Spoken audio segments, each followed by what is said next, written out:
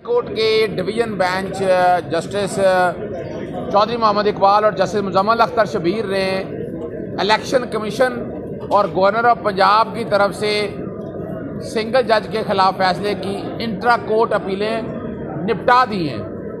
आज अदालत को बताया गया कि गवर्नर डेट देने से ठहर रहे थे और इलेक्शन कमीशन को मुशावरत का कहा गया, डेट ना दी गई और सुप्रीम कोर्ट ने 1 मार्च को फैसला कर दिया और इलेक्शन कमीशन की मुशावरत के साथ सदर पाकिस्तान ने तारीख देनी थी। इलेक्शन कमीशन और गवर्नर के वकला ने कहा कि ये काम लाहौर हाईकोर्ट का सिंगल जज जो फैसला है वो वापस लिया जाए। अदालत को बताया कि वो ऑर्डर उसमें मर्ज हो गया है, इलेक्शन पंजाब के कराने थे, ये इन्होंने इलेक्शन नहीं करवा रहे थे। गवर्नर के वकला ने बताया कि उन पर आर्टिकल 6 लगने की बातें हो रही हैं। उन्होंने बताया ऐसा कोई नहीं है, आर्टिकल 4 और 5 गवर्नर ने और अपना गवर्नर ने हलफ तोड़ा है। ये आर्टिकल 6 लगवाना चाहते हैं तो लगवा लें गवर्नर पे।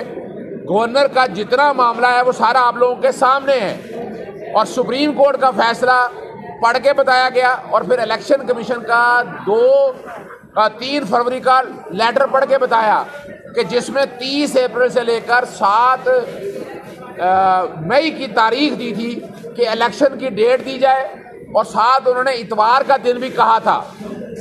इस पर सदर पाकिस्तान ने 30 अप्रैल की तारीख मुकर्रर कर दी है।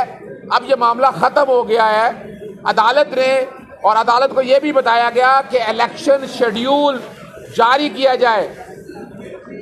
तारीख आने के बाद सेक्शन 57 के तहत 52 दिन का इलेक्शन शेड्यूल देना है।